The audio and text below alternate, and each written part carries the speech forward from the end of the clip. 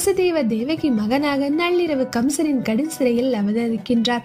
அவதரித்த உடனேயே கோகுலத்திற்கு யசோதை நந்தகோபருடைய மகனாக மாற்றப்படுகின்றார். அந்த கோகுலத்திலேயே வளர்கின்றார். பூதனி போன்ற அரக்கிகளை சம்ஹாரம் செய்து அவதார புருஷனாக இடையனாக கோபாலனாக வளர்கின்றார். லாங்குழல் இசைத்து மாடுகளையும் கோப கோபியர்களையும் அவருடைய கட்டுக்குள்ளேயே வைத்திருந்தார். கோகுல மக்களுக்கு ஆனந்தத்தை அள்ளி அள்ளி தந்தார். கோகுலத்தில் அரக்கர்களின் தொல்லையால் பிருந்தாவனத்திற்கு இடம்பெயர்கின்றார்கள். கோவர்த்தன மலையை தூக்கி பிடிக்கின்றார். காளியன் மீது நர்த்தனமாடி அவனை அடக்கினார். இறுதியில் சாணூர முஷ்டிகனை அழித்து மதுராவில் கம்சனை வதம் செய்கின்றார்.